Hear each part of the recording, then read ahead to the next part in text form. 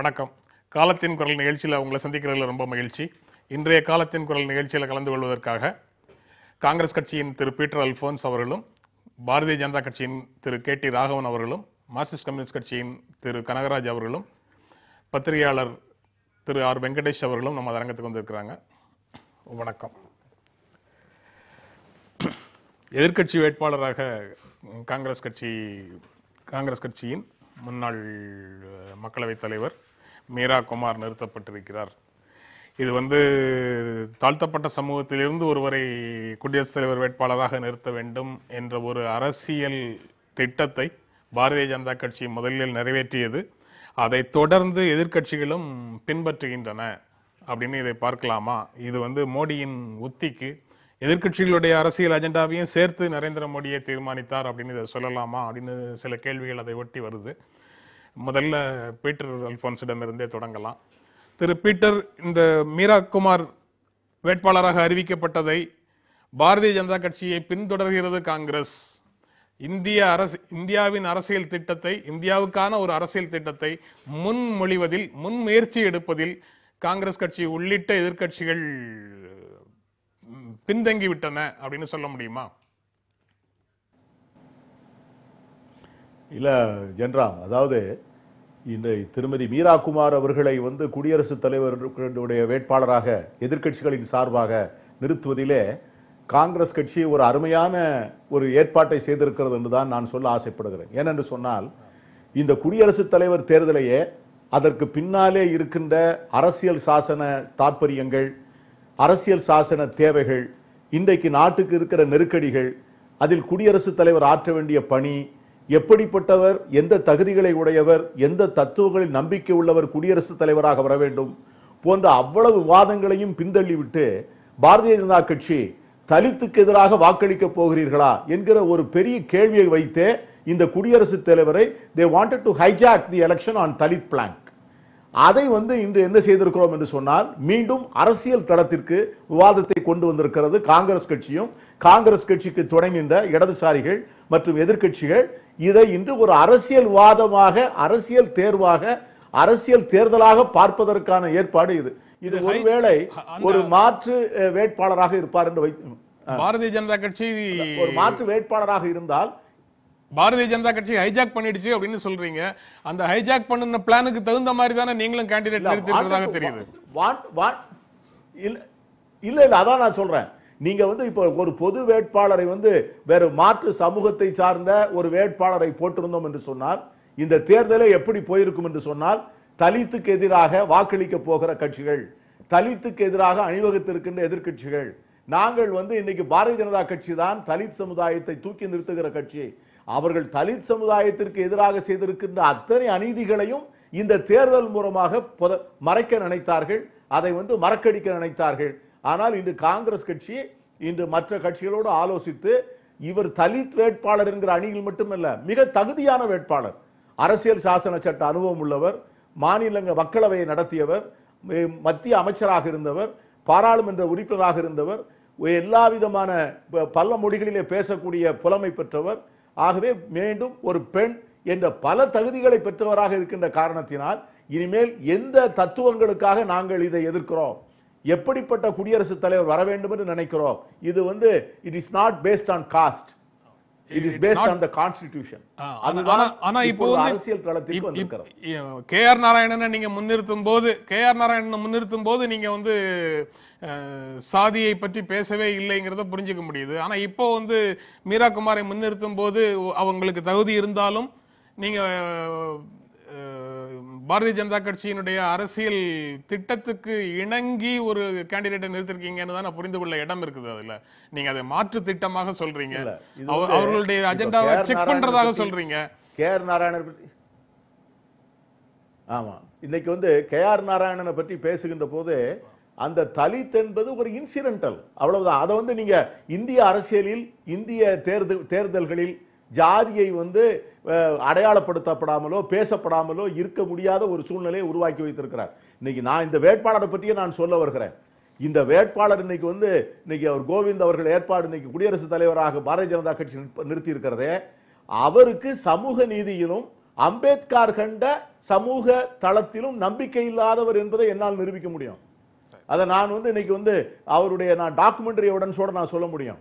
அவருக்கு இன்னைக்கு அவர் என்ன சொல்றாருன்னா, இந்த தலித் டிஸ்கிரிமினேஷனே ஆன் எக்கனாமிக் பேஸ்டுங்கிறார். பொருளாதார அடிப்படையில் தான் தலித்ஸுக்கு டிஸ்கிரிமினேஷன் சொல்றாரு. அது ஒரு நாளும் இல்லை. வசதியான தலித்துகள் கூட இன்னும் சமூகத்திலே ஒதுக்கப்படுகிறார்கள். அது இன்னைக்கு ஆவணப்படுத்தப்பட்டிருக்கிறது. எப்படின்னா விக்கிலீக்ஸ்ல வந்திருக்காது.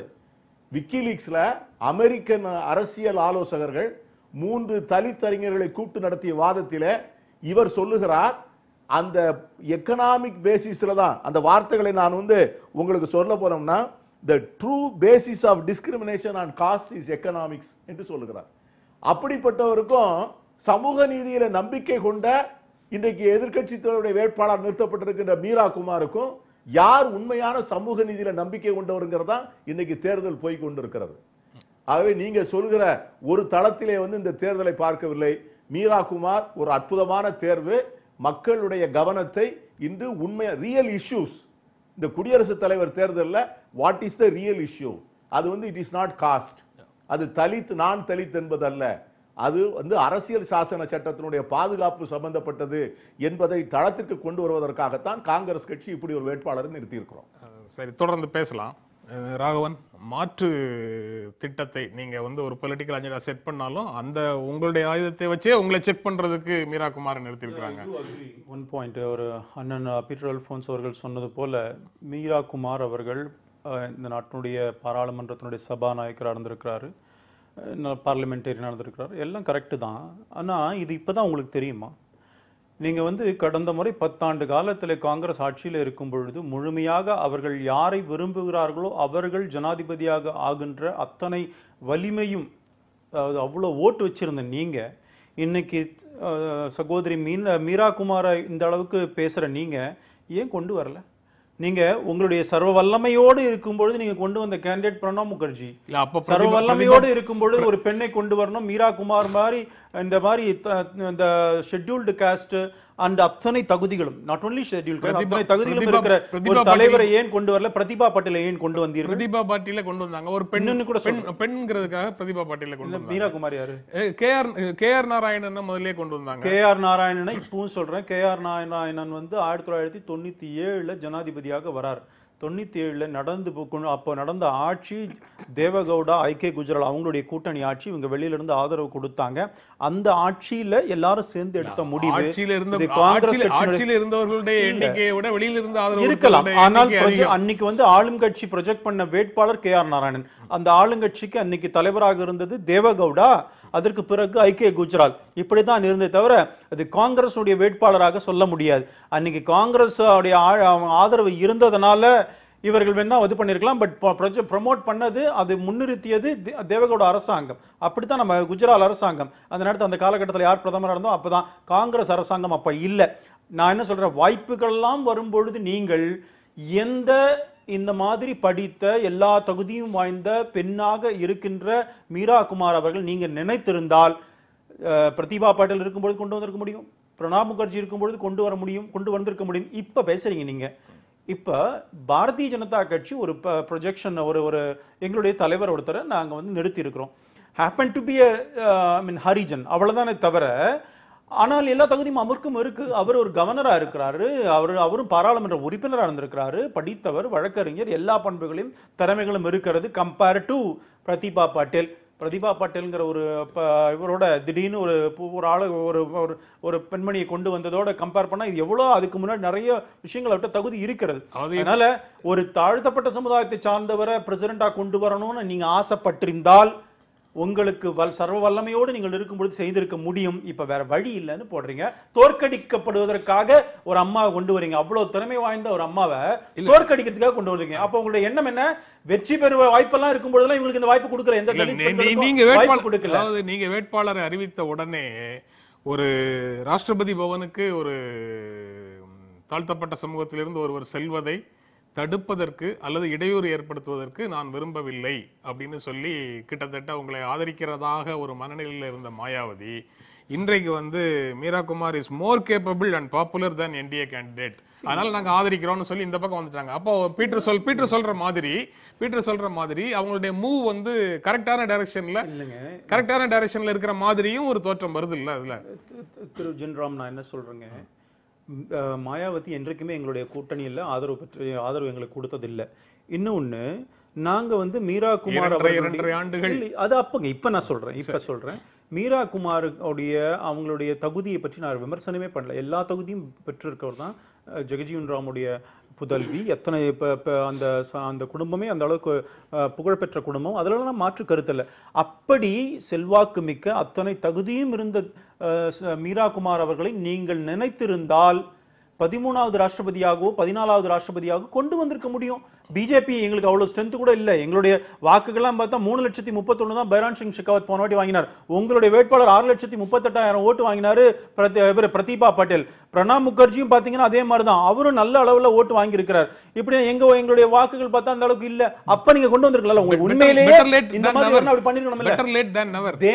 பெட்டர் லேட் தென் நெவர். ஒரு தோற்கடிக்கப்படுவதற்காக ஒரு வேட்பாளரை போட்டுட்டு அவர்கள் நல்லவர்கள் அதுக்காக தான் கொண்டு வந்தேன்னு சொன்னா இதுதான் எந்த அளவுக்கு இதுல உண்மை இருக்கிறது என்பதுதான் என்னோட கேள்வி. இல்ல நம்ம வந்து எல்லா அப்படிப்பட்ட ஒரு வேட்பாளர் தோக்கடிக்கிற போடுறீங்களா? தேர்தல் போட்டிகள் எல்லாத்தையும் அந்த மாதிரி பாத்திர முடியுமா?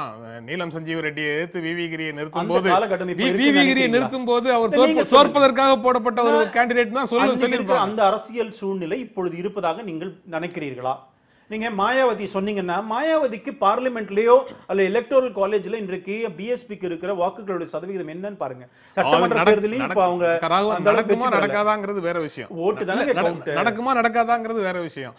ஆனா அரசியல்ல வந்து ஒரு 15 நாட்கள்ங்கிறது மிக நீண்ட காலம். நான் மறுக்கல, அரசியல்ல நீண்ட நாட்கள் தான் இல்லைன்னு சொல்லல. இது பொது தேர்தல் அல்ல. இது வந்து சட்டமன்ற உறுப்பினர்கள் நாடாளுமன்ற உறுப்பினர்கள் வாக்களிக்கிறத பொறுத்து இருக்குது. அதனால அவங்க நீங்க விப் இஷ்யூ பண்ணணும்னு அவசியம் இல்லை. ஆனா they toe the line party line தான் டோ பண்ணுவாங்க. அவங்க நமக்கு எல்லாருக்கும் தெரியும். அன்னைக்கு இந்திரா காந்தி பண்ண அந்த விஷயத்துல அவங்களுக்கு இருந்த செல்வாக்கு வேற, அந்த அரசியல் சூழ்நிலை வேற. அந்த அரசியல் சூழ்நிலை இப்ப கிடையாது. அதனால நீங்க சும்மா தோற்கடிக்கிறதுக்கு ஒருத்தர் போட்டுவிட்டு பாவம் அவங்கள நீங்க உண்மையிலேயே அவங்க நல்ல நிலையில கொண்டு வரணும்னா கடந்த 2 முறை உங்களுக்கு வாய்ப்பு இருக்கும்போது கொண்டு வந்திருக்கணும். இப்ப நீலிக்கண்ணி வெடிக்காதீங்கன்ற, ஏதோ தலித் சமுதாயத்தை சார்ந்தவர்கள் நீலிக்கண்ணி வெடிக்காதீங்க. கனகராஜ், இந்த மீரா குமார் வேட்பாளராக அறிவிக்கப்பட்டதுல இடதுசாரிகளுக்கும் பங்கு இருக்கு. அதாவது அதை ஏற்றுக்கொண்டதுல இடதுசாரிகளுக்கும் பங்கு இருக்கு. கூட்டத்தில் அவர்கள் வந்து பிரகாஷ் அம்பேத்கர் பெயரையும் கோபாலகிருஷ்ண காந்தி பெயரையும் பரிந்துரைத்ததாகவும் சோனியா காந்தி மீரா குமார் பெயரை சொன்னதற்கு பிறகு அவர்கள் ஏற்றுக்கொண்டார்கள்னும் செய்திகள் சொல்லுது. காங்கிரஸ் கட்சியினுடைய அந்த முடிவுக்கு நீங்களும் இணங்கி போறீங்க, அப்படித்தானே? அவ பீட்டர் சொல்ற அனைத்து வாதங்களையும் தான் நீங்களும் திரும்ப முன்வைக்க போறீங்க. அதை தாண்டி உங்ககிட்ட என்ன இருக்கு? இல்லை, எனக்கு தலித்து வேட்பாளர் நின்னா ஒரு தனி மனிதரை எம்பவர் பண்ணிட்டா அந்த சமூகத்தை முழுவதையுமே அதிகாரம் படைத்ததாக மாற்றிவிட்டதான தோற்றம் எனக்கு இல்லை. சரி, நீங்க வந்து KR நாராயணன் அங்கே இருக்க முடியும், இன்னொருத்தர் அங்கே இருக்க முடியும் ஜனாதிபதியாக. ஆனால் பாப்பாப்பட்டியிலும் கீரிப்பட்டியிலும் தான் யார் இருக்க முடியாது? ஒரு பஞ்சாயத்து தலைவர் இருக்க முடியாது. எனவே ப்ராப்ளம் வந்து ஒரு தனி நபர் மேலே வந்துட்டாரு அப்படின்னு. அதே மாதிரி திரு KT ராகவன் சொன்னது போல் இது கட்சிகள் டிசைட் பண்ணி வாக்களிக்கிறது தான். இதில் தனி நபர்கள் என்று ஒரு அப்பீல், ஜாதி ரீதியான அப்பீல் நான் உங்கள்கிட்ட சொல்ல விரும்புகிறேன். VR கிருஷ்ணய்யரை விட மிக வலுவாக நீங்கள் தலித்துகளுடைய பிரச்சனையை பற்றி பேசியிருக்கக்கூடிய ஒருவரை பார்க்க முடியுமா? நீங்கள் வந்து இடஒதுக்கீடே கூடாது என்று ஒரு பெரிய சக்திகள் இன்னைக்கு யாரெல்லாம் நாங்கள் வந்து தலித்தை நிறுத்திட்டோம்னு சொல்கிறாங்களோ இவங்கெல்லாம் ஒரு பக்கத்தில் நின்னாங்க. அவர் சொன்னார், தான் 2000 வருடம் பட்ட கஷ்டத்தை சொல்லி அளக்கூட தெரியாத இவர்களுக்காக நீதிபதி ஸ்தானத்திலிருந்து இறங்கி வந்து இவர்களுக்காக சற்று அள விரும்புகிறேன்னு சொன்னார். அவங்க பட்ட வேதனைக்காக, ரணத்துக்காக நான் அள விரும்புகிறேன்னு சொன்னார்.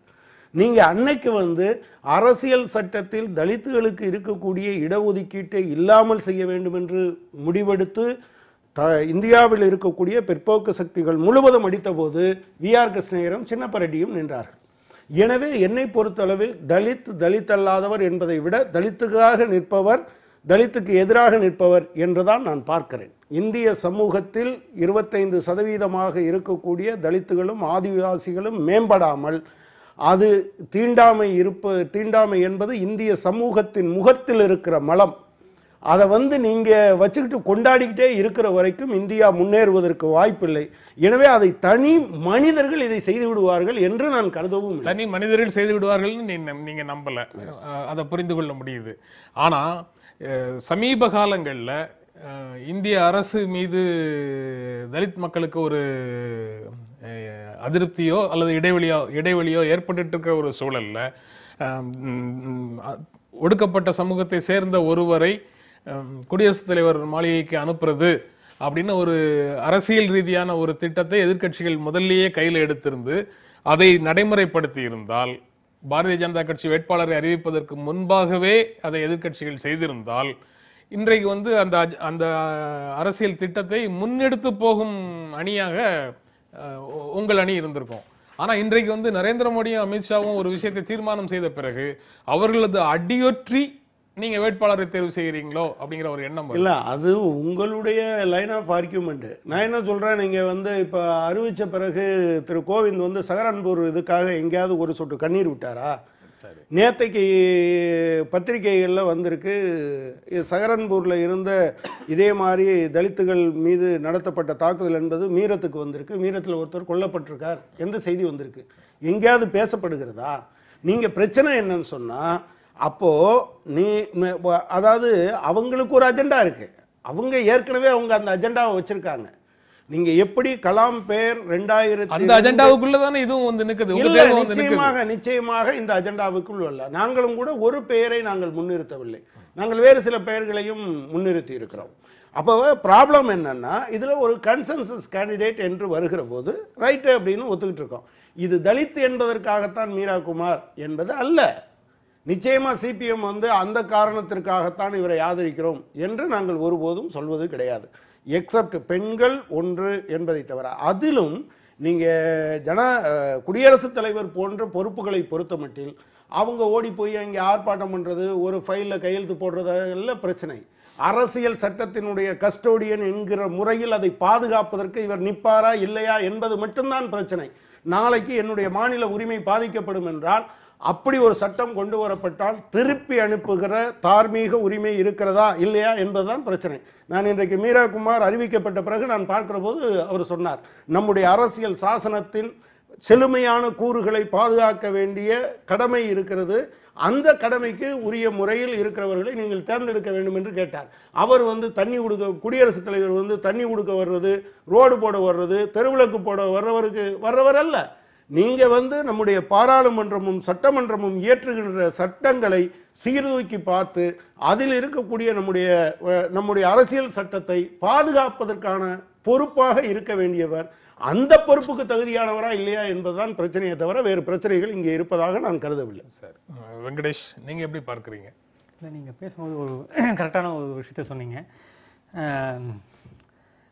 இதே அடிப்படையில் நீங்கள் ஒருத்தருக்கு ஒடுக்கப்பட்டவரை நாங்கள் முன்னிறுத்துகிறோம் அப்படின்னு நீங்கள் காங்கிரஸ் தரப்பில் இருக்கக்கூடிய எதிர்க்கட்சிகள் ஒருங்கிணைந்து ஒரு நபரை நீங்கள் முன்மொழிந்திருக்கலாமே அப்படின்னும் போது, இப்போ நீங்கள் மோடியும் அமித்ஷா அவர்களும் செய்த பின்னால் நீங்கள் சொல்லும்போது அது இப்போ அடியொட்டு நடக்குகிறது அல்லவா அப்படின்னு நீங்கள் கேள்வி கேட்டீங்க. அது உண்மையாகவே நியாயமான கேள்வி. ஏனென்றால் இதற்கு ஏற்கனவே ஒரு முகாந்திரம் ஒன்று இருக்கிறது. நீங்கள் ஒரு 1.5 மாதங்கள் இந்த தேர்தல் அறிவிப்புக்கெல்லாம் வருவதற்கு முன்னாடியே நீங்கள் பாஜக எப்படிப்பட்ட ஒரு வேட்பாளரை தேர்வு செய்ய போகிறது என்பதற்கான சில அறிகுறிகள், பேச்சுகள் கண்டிப்பாக நம்ம அரசியல் தளத்தில் நடந்து கொண்டே இருந்தது. அவர்கள் திரும்பி ஞாபகம் இருக்குன்னு தெரியல, நீங்கள் திரௌபதி முர்முவை முன்னிலைப்படுத்தி பேசின ஒரு காலகட்டம் உண்டு.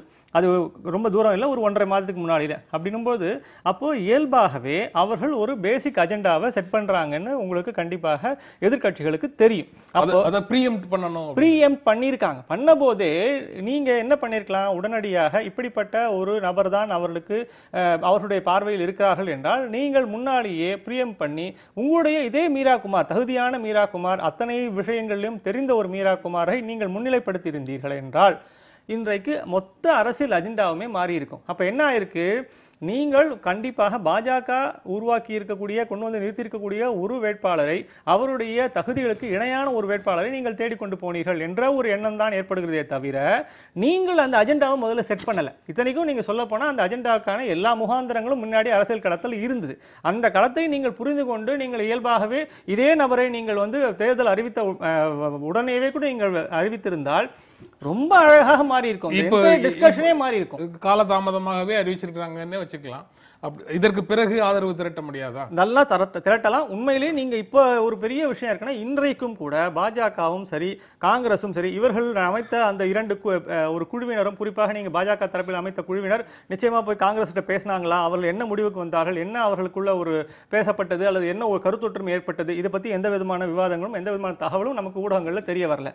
ஒண்ணு. ரெண்டாவது செய்தி, இன்றைக்கும் நிச்சயமாக இப்ப நீங்க பாஜக வந்து மீரா குமார் அவர்களை மிகச்சிறப்பான ஒரு பார்லிமெண்டேரியன் கருதுமே ஆனால் அவர்கள் ஆதரவு தெரிவிக்கலாம். அல்லது இப்ப நீங்க காங்கிரஸ் வந்து கண்டிப்பா இல்ல நான் என்ன சொல்றேன், பாஜக தெரிவிக்கலாம்.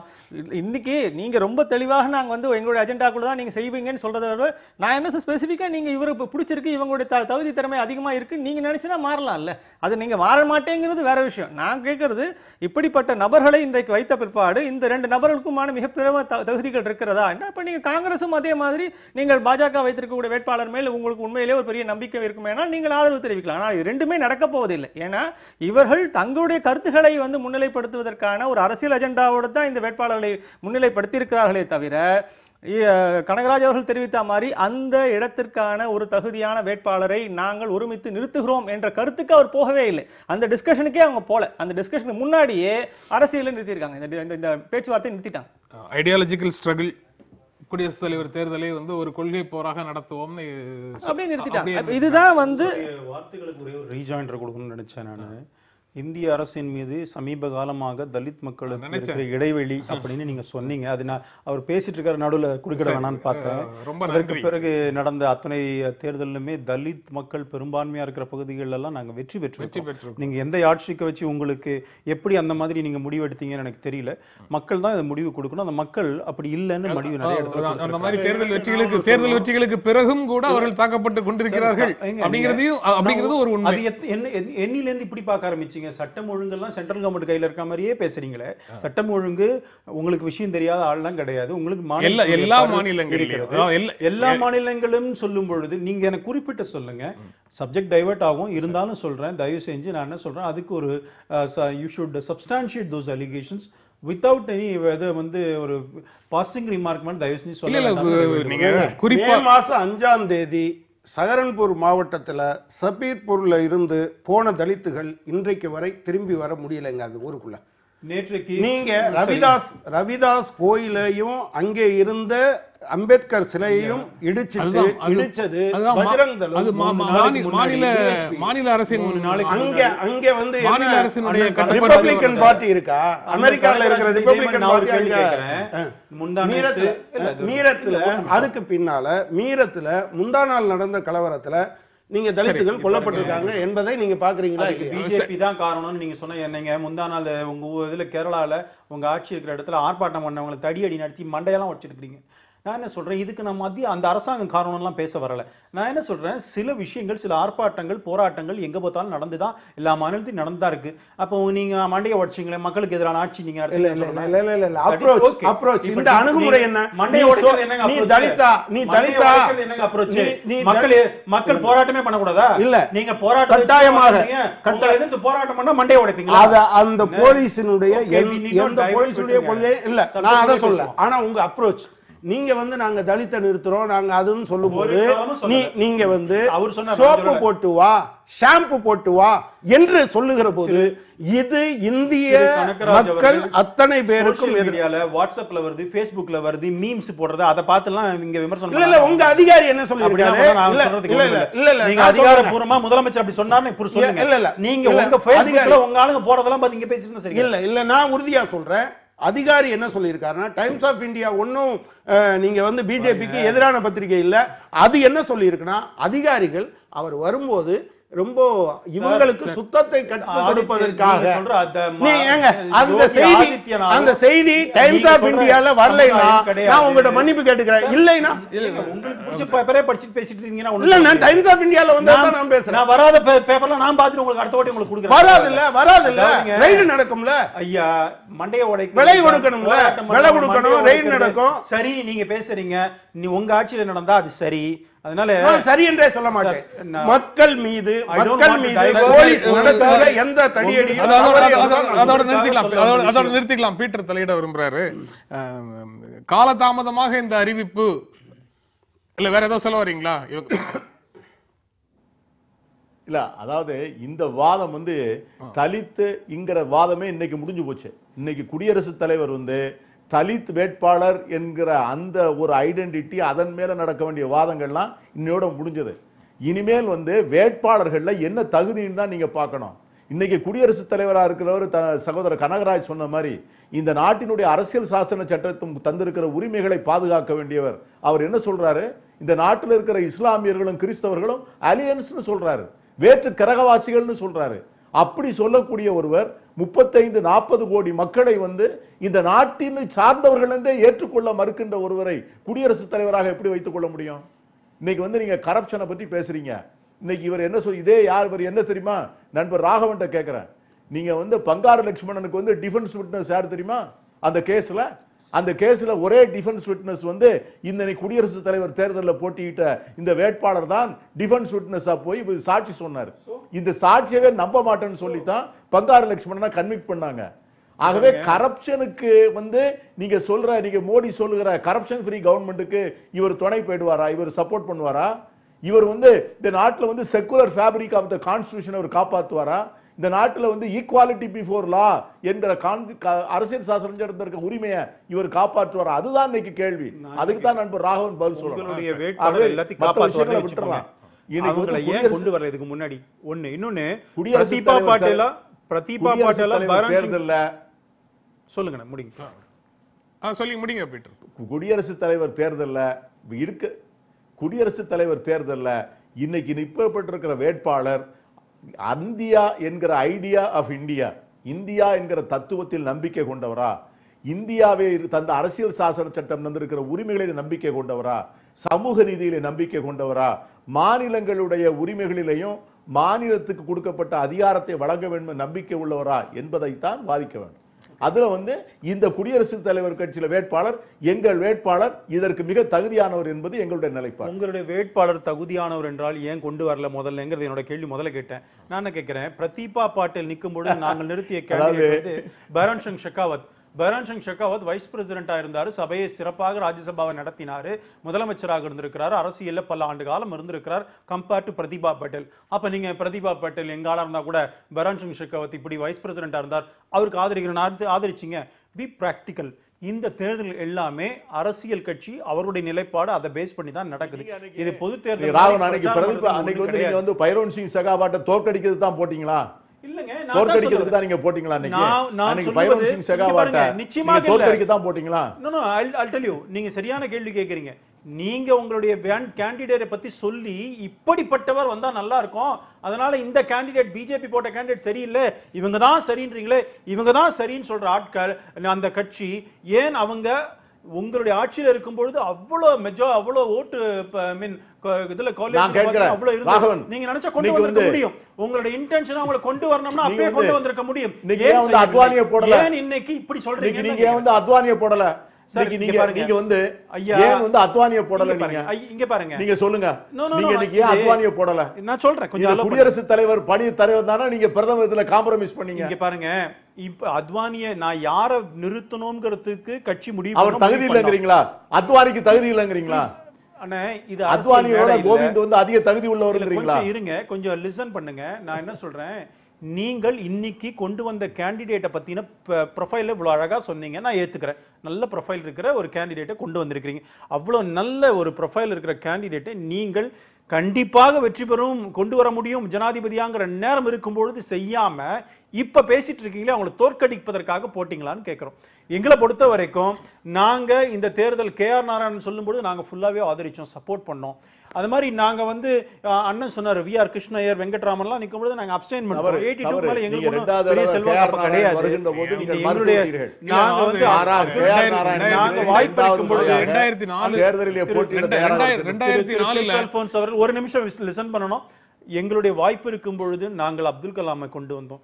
எங்களுக்கு வாய்ப்பு இருக்கும் பொழுது நான் இப்பவும் சொல்றேன், இவர் அதனால நாங்க கொண்டு வந்தோம்னு சொல்லல, happen to be தலித், அவரையும் கொண்டு வந்திருக்கிறோம். ஆனா உங்களுக்கு வாய்ப்பு இருந்த பல நாங்க அப்துல் கலாமை support பண்ணோமே. 15 நாங்க அப்துல் கலாமை support பண்ணோமே. 15 பிரசிடென்ட்ல 12% உங்க ஆளு தான். எல்லாம் காங்கிரஸ்காரங்க தான் கொண்டு வந்தீங்க. எத்தனை பேர் இன்னைக்கு கிளைம் பண்றீங்களே ஒரு தலித்தை கொண்டு வந்துட்டோன்னு, எத்தனை பேர் கொண்டு வந்தீங்க? கே.ஆர். நாராயணன் நீங்க ஆட்சியில் இருக்கும்பொழுது வரல, அதனால கே.ஆர். நாராயணனுக்கு கிளைம் பண்ணிக்காதீங்க. நான் தேர்தலுக்கு வேட்பாளர்கள் அறிவிக்கப்பட்டதற்கு பிறகு வேட்பாளர்களில் யார் வந்து இந்திய அரசமைப்பு சட்டத்தின் காவலராக இருப்பார் அப்படின்னு தான் பார்க்கணும். அப்படின்னா நபருடைய தகுதிகள் அப்படின்னு தான் முக்கியத்துவம் கொடுக்கணும்னு பார்க்க வேண்டிய சூழல் வர்றதாக தெரியுது. ஆனா அதுல கொள்கை போர் அப்படின்னு சொல்றீங்க, ஐடியாலஜிக்கல் ஸ்ட்ரகிள் அப்படின்னு சொல்றீங்க. ஆனா நபர் மேலதான் உங்களுடைய கூடுதல் கவனம் வர்ற மாதிரியும் கேம்பெயினுக்குள்ள வருது. இல்லை, நான் இந்த மேடையிலேயே சொல்லியிருக்கேன், நபர் அல்ல பிரச்சனை என்று சொல்லியிருக்கேன். ஆர்எஸ்எஸ்ல இப்போ சார் கூட சொன்னார் கருத்தொற்றுமை அப்படின்னு. இந்த கருவாட்டு சாம்பார் வைக்கிற வேலையெல்லாம் அது ஒன்றும் பிரயோஜனப்படாதுன்னு நான் சொல்லிட்டேன். கருத்தொற்றுமைக்கு பேர் இப்படியா? என்ன கருத்தொற்றுமை? உங்களுக்கு எனக்கு என்ன, ஃபயருக்கும் ஃபயர் இன்ஜினுக்கும் இடையில என்ன கருத்தொற்றுமை இருக்க முடியும்? சரி, இருப்பதற்கான வாய்ப்பே கிடையாது. சரி, அதுல சாத்தியமே இல்லை என்பதுதான் என்னுடைய அபிப்பிராயம்.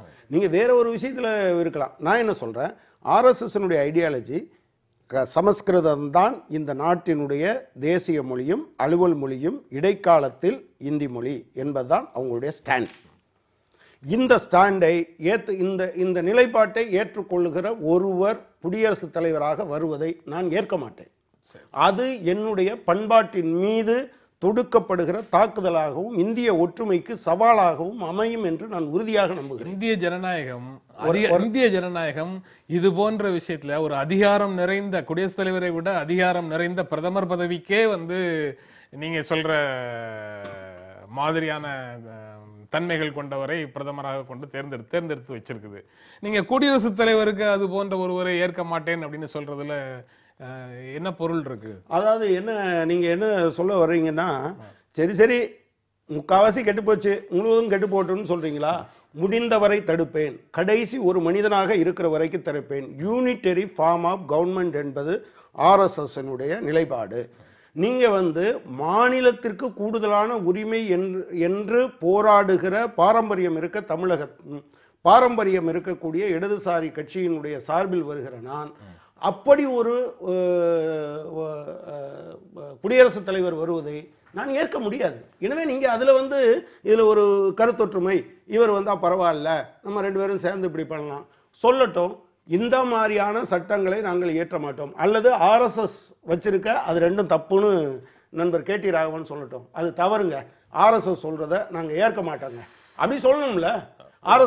ஆர்எஸ்எஸ் சொல்லி இருக்கிறதுனால நாங்க இதை ஏற்க போவதில்லை என்று குடியரசுத் தலைவர் வேட்பாளராக இருக்கிறவர் சொல்லட்டும், நான் ஏற்க மாட்டேன் என்று சொல்லட்டும். சமஸ்கிருதம் இந்த நாட்டுடைய தேசிய மொழியாக அறிவிக்க வேண்டும்னு ப்ரப்போசல் கொடுத்ததே டாக்டர் அம்பேத்கர். நீங்க தயவு செஞ்சு அதுல கான்ஸ்டிடியூஷன் அசம்பிளி டிஸ்கஷன்ஸ்லாம் பார்க்க முடியாது. ஒன்று அதை விடுங்க. நம்பர் 2, நாங்கள் இந்த நாடு கலாச்சாரத்தின் மூலமாக பாரம்பரியம் மூலமாக ஒரே நாடு என்று நம்புகிறோம். இந்த நாடு பல நாடுகளுடைய கூட்டமைப்பு, பல தேசங்களுடைய கூட்டமைப்பு என்று சொல்லுகின்ற கம்யூனிசம் வருவதை நாங்கள் விரும்ப மாட்டோம். கடைசி ஒரு மனிதன், பிஜேபியோட மனிதன், ஆர்எஸ்எஸ் மனிதன் இருக்கிற வரை தடுப்போம். அந்த கம்யூனிஸ்ட் வளராம பார்த்துப்போம். ஏன்னா இவருக்கு அந்த உரிமை இருக்கு, இது அந்த கொள்கையை இது பண்ணணும் எனக்கு இருக்கு. எங்களை பொறுத்த வரைக்கும் இந்த நாடு ஒரே நாடு. இந்த நாடு ஒரே நாடு இல்ல, இந்த நாடு பல நாடுகள் அப்படிங்கிற பேச்சை யார் சொன்னாலுமே அதை கடைசி பல நாடுகள்னு சொல்றதுக்கும் பல்வேறு மொழி பேசுகின்ற தேசிய இனங்கள் கூட்டாக வாழ்கின்ற நாடுன்னு சொல்றதுக்கும் வித்தியாசம் இருக்கு. பேசுகின்ற நாடு சந்தேகம் இல்லை. ஆனால் இந்த நாடு கலாச்சாரத்தின் பண்பாட்டின் மூலமாக ஒரே நாடு என்பது எங்களுடைய நம்பிக்கை. ஒரே இருக்கட்டும், நீங்க ஒரே நாடுன்னு சொல்றீங்க. நான் வரேன் ஒரு நிமிஷம். அது அந்த நீங்க தமிழ்நாட்டுல நம்ம நிறைய பேசிட்டு இருக்கோம். இங்க பொறுத்த வரைக்கும், இந்த இஷ்யூல பொறுத்த வரைக்கும், இந்த நீங்க சரியாவே சொன்னீங்க, இந்த நாட்டுடைய பிரதமர் நரேந்திர மோடி RSS உடைய பிரச்சாரகராக இருந்திருக்கிறார். இந்த நாட்டுல இருக்கிற யூனியன் கேபினட் பாஸ்ட் டென்ஸ்ல தான் சொல்லுவீங்களா? அத பாஸ்ட் டென்ஸ்ல தான் சொல்லுவீங்க. இறந்த காலத்துல, கடந்த காலத்துல தான் சொல்லுவீங்க. பிரச்சாரகனா ஃபுல் டைம். இப்ப அவர் பிரச்சாரக் இல்ல. இப்ப பிரச்சாரக் இல்ல. அதே மாதிரி 70 கவுன்சில் ஆஃப் மினிஸ்டர்ஸ் 70 பேர் இருக்கிறாங்கன்னு சொன்னா 68 பேர் RSS தொடர்பு இருக்கிறது. இங்க உட்கார்ந்து இருக்கிற பாரதிய ஜனதா கட்சியின் மாநில செயலாளராக எனக்கு RSS தொடர்பு இருக்கிறது. 10 கோடி பாரதிய ஜனதா கட்சி தொண்டர்கள் உறுப்பினர்கள் இருக்கிறதாக சொல்றோம். நாங்க இருக்குது எங்களுக்கு. அவங்க அத்தனை பேருக்கும் RSS தொடர்பு இருக்கிறது. இதுல எங்களுக்கு மொழிவு மறைவே கிடையாது. இப்ப இருக்கிற ஜனாதிபதி வேட்பாளர் நிச்சயமாக RSS தொடர்பு இருக்கிறது. அதனாலேயே இந்த நாடு நன்றாக நிர்வாகம் செய்யப்படும் அந்த உறுதியை எங்களால் தர முடியும். அதனால நீங்க இந்த பூச்சாண்டி காமிக்கிறதெல்லாம் வேண்டாம். இதெல்லாம் மக்கள்கிட்ட சொல்லி பார்த்தீங்கல்ல. நான் மீண்டும் சொல்றேன், RSSனா நாங்க இந்த நாட்டை நேசிக்கிறவர்கள், வெளிநாட்டு தலைவர்களையும் வெளிநாட்டு சித்தாந்தத்தையும் வைத்துக் கொண்டு பேசுறவர்களே இவ்வளவு பேச முடியும்னா, இந்த நாட்டு சித்தாந்தம், இந்த நாட்டுடைய தலைவர்கள், இதற்காக போராடியவர்களை வைத்து நான் பேசும்பொழுது பெருமிதத்தோடு நான் சொல்லுவேன். சரி, ஒரு நிமிஷம். அம்பேத்கர் சொன்னார் என்கிற ஒரே காரணத்திற்காக அம்பேத்கரினுடைய 100% கருத்துக்களையும் நான் ஏற்பவன் அல்ல. அவர் சான்ஸ்கிரிட்டை இந்தியாவில் இருக்கக்கூடிய தேசிய மொழியாக ஏற்க வேண்டும் என்று சொன்னால் நான் அதை ஏற்பவன் அல்ல. ஆனா அவர் அதுல கமிட் ஆகல. அம்பேத்கர் சொன்னாருன்னு சொன்னாரே தவிர இந்தியாவினுடைய தேசிய மொழியாக நாங்கள் பிஜேபி காரர்கள் சமஸ்கிருதத்தான் கொண்டு வருவாரா இல்லையா, அதுக்கு அவர் பதில் சொல்லிட்டோம். இந்தியாவுடைய தேசிய மொழியாக பட்டியலில் இருக்கிற அத்தனை மொழியும் வர வேண்டும் என்பதை விரும்புகிறோம். வாஜ்பாய், நீங்க முடிச்சிடறேன், பேசுங்க. வாஜ்பாய் பிரதமராக இருக்கும் பொழுது 18 மொழி தான் அந்த 8th ஷெட்யூல்ல இருந்த மொழி. நாங்கள் ஆட்சிக்கு வந்த பிறகு சந்தாலி, அந்த மைத்திலி எல்லாத்தையும் இன்னும் ஒரு 4 மொழியை சேர்த்தது நாங்க. எங்களுடைய ஆட்சியில, வாஜ்பாய் ஆட்சியில அத்தனை மொழிகளும் வரணும். அதுல நாங்க உறுதியா இருக்கிறோம். சமஸ்கிருதம் நிச்சயமாக இந்த நாட்டினுடைய கலாச்சாரத்திலும் பாரம்பரியத்திலும் அதுல ஒன்று இது இருக்கிறது என்பதும் மாற்று கருத்துல. நீ உங்களை மாதிரி எனக்கு ரிக்ரெட் இல்லை, அதுல பெருமிதம் இருக்கு. தமிழ் எப்படி பெருமிதத்தோடு நாங்கள் தமிழை பார்க்கிறோமோ, சிவனுடைய அந்த டுமரகத்துல இருந்து இந்த பக்கம் தமிழும் அந்த பக்கம் சமஸ்கிருதம் வந்ததாக ஐதீகம் இருக்கிறது. ரெண்டுமே புனிதமான மொழிகள். தமிழும் சமஸ்கிருதமும் புனிதான மொழி. ஒரு மொழி இல்ல, ஒரு மொழி அந்த கீழ்மையான மொழின்னு ஒரு நிமிஷம். நான் எந்த மொழியும் கீழ்மையான மொழி மேம்பட்ட மொழின்னு நான் சொல்ல. என்னுடைய ஒரே கேள்வி, சமஸ்கிருதத்தை தான் இந்தியா முழுவதற்கும் அலுவல் மொழியாகவும் தேசிய மொழியாகவும் வைத்திருப்போம் என்பதை நீங்கள் ஏற்கிறீர்களா மறுக்கிறீர்களா? ஆர்எஸ்எஸ் அப்படித்தான் சொல்கிறது, கோல்வால்கர் அப்படித்தான் சொல்கிறீர்கள். இந்தியாவுடைய அத்தனை மொழிகளும் தமிழ் உட்பட சமஸ்கிருதம் உட்பட தேசிய மொழியாக இருக்கணும்னு விரும்புறோம். அலுவல் மொழி தேசிய மொழினா தேசிய மொழி அவங்க இப்போது நீங்க இந்தியாவுக்கு அதோட பெரிய ஸ்டேட்டஸ் இல்லங்க. இந்தியாவுக்கு தேசிய மொழி இப்ப கிடையாது. இல்லங்க அதுல 2 விஷயம் அதுக்குள்ள வந்தது. இப்போ கூட இப்போ அலுவல் மொழி இல்ல, 2 விஷயத்தை மொழிகள்னு அறிவிக்கப்பட்டு விட்டால் அதற்கு பிறகு அந்த தேசிய மொழிகள்ல அப்ப என்னுடைய மொழியை நீங்க வந்து இந்தியாவினுடைய அலுவல் மொழியாக ஏற்க மாட்டீங்க. அலுவல் மொழியாக தேசிய மொழிகள் அனைத்தும் அலுவல் மொழியாக மாறிடும். இப்போ வந்து இல்லங்க, அவர் சொல்லி இருக்காரு சான்ஸ்கிரிட் மட்டும்தாங்க இருக்கும், இடையில அது ஹிந்தி இடைக்காலம் தான், அதுக்கு பின்னால சான்ஸ்கிரிட் மட்டும் தான் இருக்கும். அவங்க அதை நாங்க மாத்திக்கிட்டோம்ன்றாங்கல்ல. எல்லா அப்படி சொல்றாங்க. ஆமா, உங்களுடைய தலைவர் பிரதமர் வந்து தமிழ்ல கூட அவர் ட்வீட் பண்றாரு. நீங்க வசதி இருக்கு பண்றாரு, வசதி இருக்கும் தலைவர் எல்லாம் பண்ணணும். அதாவது அது என்ன சொல்ல, சரி அதுக்குள்ள நான் போல. ஆனா இவருடைய கலாச்சாரம் என்னுடைய கலாச்சாரமும் ஒண்ணாங்க. 2 விஷயம். அவங்க தேசபக்தி எங்களுக்கு இருக்கு. வெளிநாட்டு சித்தாந்தத்தை வச்சிருக்கிற நீங்களும் வெளிநாட்டு தலைவரை வச்சிருக்கிற வெளிநாட்டுல மட்டுமே சுத்தி கொண்டு இருக்கிற ஒரு மனிதர். இன்றைக்கு நான் என்ன கேட்கிறேன், நான் உங்கள்கிட்ட கேட்கிறேங்க, சுதந்திர போராட்டத்தில் இந்த நாடு அடிமைத்தனத்தில் இருந்த போது தமிழ்நாட்டில் இல்ல இந்தியா முழுவதும் சுதந்திர போராட்டத்தில் ஈடுபட்ட ஒரே ஒரு ஆர்எஸ்எஸ் காரரை நீங்க சொல்லுங்க. ஒருத்தர் கூட டாக்டர் ஹெட்கேவார். அடுத்து டாக்டர் அவர் காங்கிரஸ் காரரா கையில இருந்தாருங்க. காங்கிரஸ் காரராக இல்லங்க அவருடைய, நான் ஒண்ணு முடிச்சத நீங்க அதுக்கு சேர்த்து பதில் சொல்லிருங்க. அவரு 1921 போயிருக்கிறார். அப்போது ஆர்எஸ்எஸ் துவங்கப்படவில்லை. 1929 போயிருக்கிறார். ஏன் போனேன்னா அவர் சுயசரிதையில் எழுதியிருக்கிறார். உள்ளே போன காங்கிரஸ்காரர்களில் அவங்களையெல்லாம் நான் சங்குக்கு கூட்டு வர்றதுக்காக நான் போனேன். யாராவது தனிப்பட்ட முறையில் போகலாமே தவிர ஆர்எஸ்எஸ் என்கிற அமைப்பு அந்த போராட்டத்தில் கலந்து கொள்ளவில்லை என்று அவருடைய சுயசரிதையில் இருக்கிறது. ஆர்எஸ்எஸ் 1925 தோன்றி இருக்கும் பொழுது இன்னைக்கு இருக்கிற அளவுக்கு அன்னைக்கு இருந்ததா? நம்பர் 1. நம்பர் 2, நீங்க முடிஞ்சா மோடி சுதந்திர போராட்டத்தில் கூட கேட்பீங்க போல. ஏங்க, 40ல இருந்த கோல்வால்கர் எங்க போனாரு? 40ல இருந்த கோல்வால்கர் எங்க போனாரு? இருங்க பாருங்க ஒரு நிமிஷம். சியாமா பிரசாத் நீங்க கட்சி நூற்றாண்டு விழா கொண்டாடுறீங்களே, எங்க போனாரு? தீனதயாள் உபாத்யாயா எங்க போனாரு? சியாமா பிரசாத் முகர்ஜி காஷ்மீரை காப்பாத்துறதுக்காக ஜெயிலே உயிரை விட்டவர். அதனால சொல்லாதீங்க, கொச்சப்படுத்த. இல்ல இல்ல, நான் பிரிட்டிஷ்காரனுக்கு எதிராக எங்கே நின்னார் என்று கேட்கிறேன். ஒரு ஆள் சொல்லுங்க, ஒரு நபர் சொல்லுங்க. பிஜே ஜனசங்கமே 1951 தான் கொண்டு வந்தது. அந்த எங்க உருவானது. தத்துவம் வேறயா? ஆனா வெளிநாட்டுக்கு எதிராக இங்க இருக்கும்போது இவங்க ஒரு வார்த்தை, இவர்களுடைய எழுத்துக்களில் ஒரே ஒரு வார்த்தை ஆங்கிலேயருக்கு எதிராக ஒரு வார்த்தை எழுதிருக்காங்களான்னு காமிக்க சொல்லுங்க. அவங்க கனகராஜ் கொதிக்க வேண்டிய அவசியம் இல்ல. எங்களுடைய கட்சி 1951 தான் தோற்றுவிக்கப்பட்டது ஜனசங்கமா. இங்க பாருங்க, நான் சொல்றேன் ஒரு வார்த்தை பிரிட்டிஷ்காரனுக்கு எதிராக எழுதிருக்குன்னு சொல்லுங்க. நான் எப்பே வான்னு சொல்றேன். தலைவர் டாக்குமெண்ட்ல சொல்லுங்க. பீட்டர் அல்போன்ஸ் போயிட்டு வரலாம். பீட்டர் அல்போன்ஸ் சொல்றது ஒண்ணு இல்ல. ஆரம்பிச்சு கொஞ்ச நாள் தான் ஆச்சு. அதனால எங்களை பொறுத்த வரைக்கும் இன்றைக்கு கம்யூனிஸ்ட் பேசுகிற நீங்க இந்தியாவே ஒண்ணா இல்ல. 47 வரை பிரிட்டிஷ்காரனுக்கு எதிராக ஒரு வார்த்தை உங்களுடைய டாக்குமெண்ட்ல இருக்கு. நீங்க சொல்லுங்க. திரு பீட்டர், நீங்க தலையிட விரும்புனீங்க. அதாவது தேசபக்தியை பற்றி யாரும் எங்களுக்கு சொல்லி தர வேண்டாம். அதாவது நண்பர் ராகவன் வந்து சில விஷயங்களை வந்து அவர்கள் மற்ற பொதுக்கூட்டங்களில் பேசின மாதிரி இங்கே சொல்லக்கூடாது. இப்போ நான் வந்து சொல்கிறேன், அம்பேத்கரை பற்றி சொல்கிறாரு, தேசிய மொழியாக சான்ஸ்கிரிட் தான் வேணும்னார். அப்போ டாக்டர் அம்பேத்கர் சொன்னார், நான் ஒரு இந்துவாக சாக விரும்பவில்லைன்னு சொன்னார். நான் சுமந்து இருக்கிற அழுக்கும் அவமானமும் எனக்கு இந்த மதத்தால் ஏற்பட்டது, ஆகவே நான் ஒரு இந்துவாக சாக விரும்பவில்லைன்னு சொன்ன அந்த வார்த்தைகளையும் அப்படியே நண்பர் ராகவன் ஏற்றுக்கொள்வாரான்னு நான் அதை தான் சொல்லலை. நான் எதுக்காக சொல்றேன், நீங்க இதை கேட்டு நான் தெரிஞ்சுக்கணும். அதாவது ரெண்டாவது 1942 குயிட் இந்தியா மூவ்மெண்ட்டுக்கு யாருமே போக கூடாதுன்னு RSS உத்தரவு போட்டுச்சு. 1942 குயிட் இந்தியா மூவ்மெண்ட்டுக்கு யாரும் போக கூடாதுன்னு போட்டிருக்கு. இதெல்லாம் சரித்திரம், அதை விட்டுருங்க. இன்னைக்கு வந்து நான் என்ன கேட்கிறேன் என்று சொன்னால், இன்றைக்கு ரிசர்வேஷன் அது வந்து இன்னைக்கு இந்தியாவில் முழுமையாக இருக்கிற ஒரு மிகப்பெரிய சமூக நீதிக்கான ஒரு மிகப்பெரிய உத்தரவாதம்.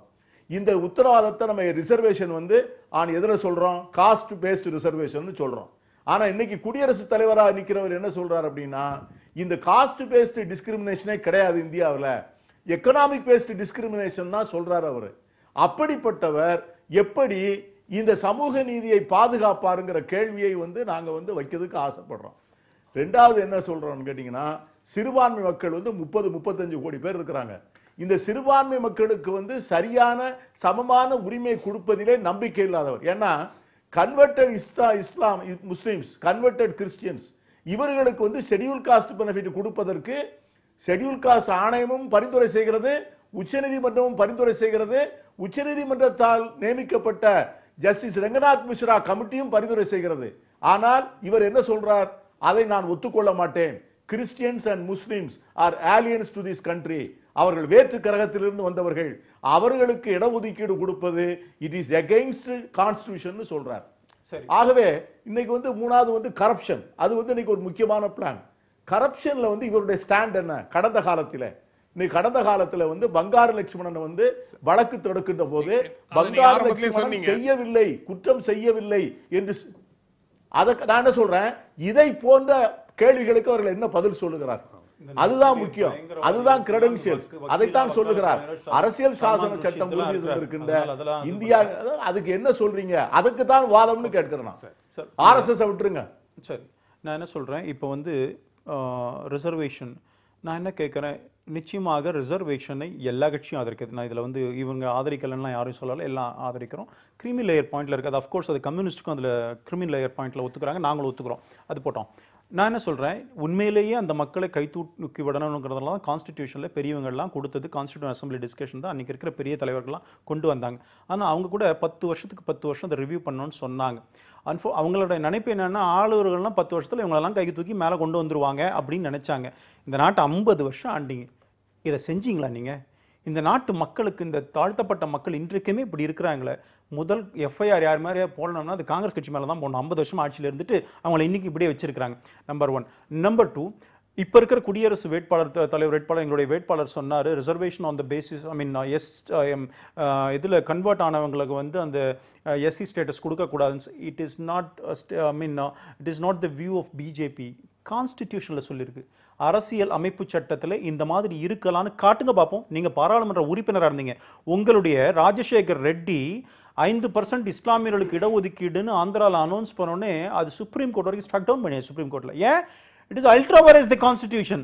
அரசியல் அமைப்பு சட்டத்தில் இல்லாத ஒரு விஷயத்தை சொல்லி ஓட்டு வாங்குறதுக்காக தான் நீங்க ட்ரை பண்றீங்க.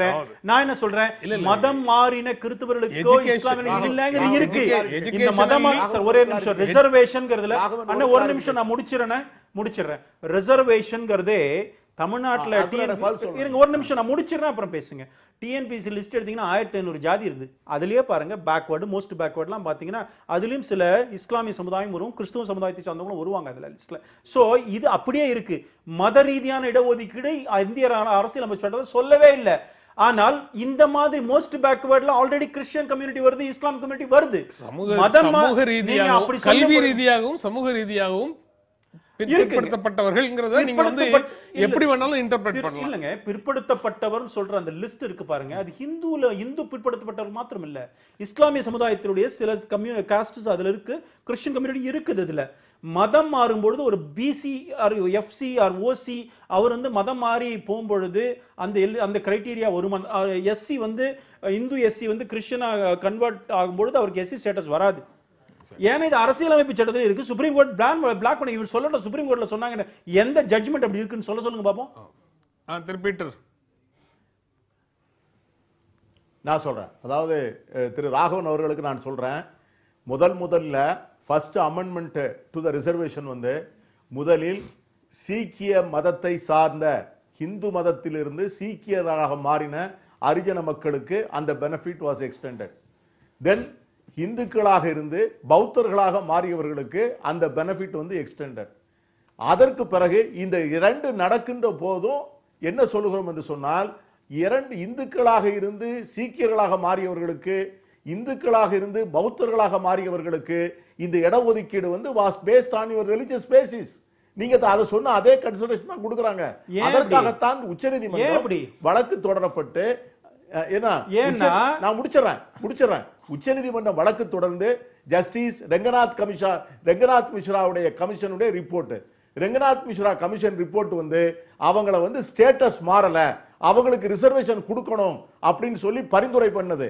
எஸ்சி எஸ்டி ஆணையம் அதுவும் ஒத்துக்கொண்டது. ஆனா அதற்கு பிறகு அதனால நான் என்ன சொல்றேன் அப்படின்னா, இதுல வந்து நம்முடைய குடியரசுத் தலைவருடைய வேட்பாளராக நிற்பவருக்கு இதுல உடன்பாடு இல்லை சார். ஆகவே ஏறக்குறைய இது வந்து a discrimination on the ground of religion.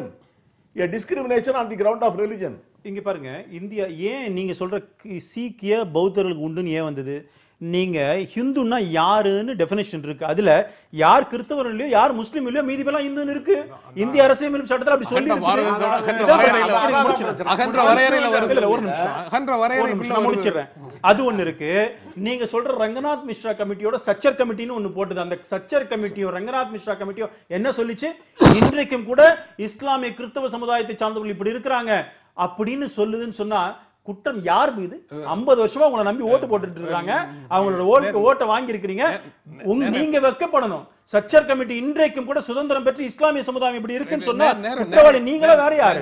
Congress கட்சி குற்றவாளி. நேரம் இல்லை, இறுதியான பகுதிக்கு வந்துட்டோம். உங்களுடைய இறுதியான பார்வை, இந்த குடியரசுத் தலைவர் தேர்தலில் எந்த மாதிரியான பிரச்சாரம் நடக்கும்?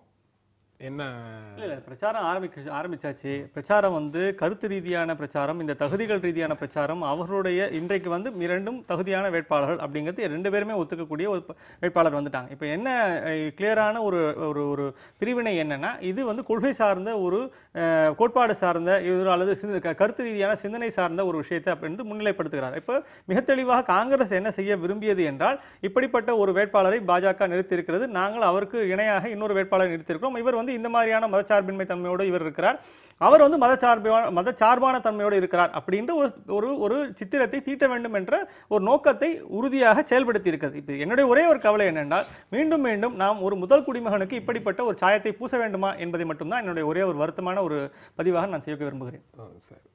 கனகராஜ். அதாவது சுருக்கமாக, நேரம் இல்லை, 3 பேரும் சொல்லணும். குடியரசுத் தலைவராக வருகிற யாரும் இந்தியாவில் இருக்கிற யாரும் அரசியலுக்கு அப்பாற்பட்டவர் அல்ல. இந்த அரசியலமைப்பு சட்டத்தை பாதுகாக்க வேண்டும் என்பதை கொள்கையாக அறிவித்திருக்கிறவர்கள் வரணும். அப்படி இந்த அரசியலமைப்பு சட்டத்தில் இது ஒற்றுமையாக இருப்பதற்கான கூறுகளை சிதைக்க வேண்டும் என்று சொல்லுகிறவர் வரக்கூடாது. எனவேதான் கோவிந்துக்கு எதிராக எங்களுடைய வேட்பாளர் யார் நிற்கிறாரோ அவருக்கு எங்களுடைய ஆதரவு. இல்லை, இதில் ஒன்றும் அதாவது இந்த அரசியல் அமைப்பு சட்டத்தை பாதுகாப்பவர் வரணுங்கிறதுனால தான் ஒரு நல்ல வேட்பாளரை கொடுத்துருக்கிறோம். அதனால பாதுகாப்பதற்காகத்தான் இது வந்து இவங்க பிஜேபி ஆர்எஸ்எஸ் பார்த்தாலே பயந்தா நாங்கள் ஒன்றும் பண்ண முடியாது. அவங்களுடைய கொள்கை ரீதியான ஒரு அதை நாங்கள் யாரை வேட்பாளரை கொண்டு வந்தாலும் இந்த மாதிரி தான் சப்ஜெக்ட் சொல்லிட்டு இருக்க போகிறாங்க. அதனால நாம ஒன்றும் சொல்ல சரி நீங்கள் சொல்கிற ஒரு வேட்பாளரை கொடுத்துட்டு நீங்கள் ஆதரிச்சுட்டு போகிறீங்களா என்ன? ஒன்றும் கிடையாது. அதனால இது சிம்பிள், இது பாலிடிக்ஸுங்க. எங்களுடைய இது அரசியல் சார்ந்த ஒரு தேர்தல் தான் இதுவும், பிரசிடென்ட்னு சொன்னாலும் கூட. அதனால பெரிய மாற்றங்கள் ஒன்றும் வர்றதுக்கு இல்லை. யார் மெஜாரிட்டி இருக்கோ அவங்க வெற்றி பெறுவாங்க, நாங்கள் வெற்றி பெறுவோம்னு நம்பிக்கை எங்களுக்கு இருக்கு. பீட்டர், உங்களுடைய இறுதியான கருத்து?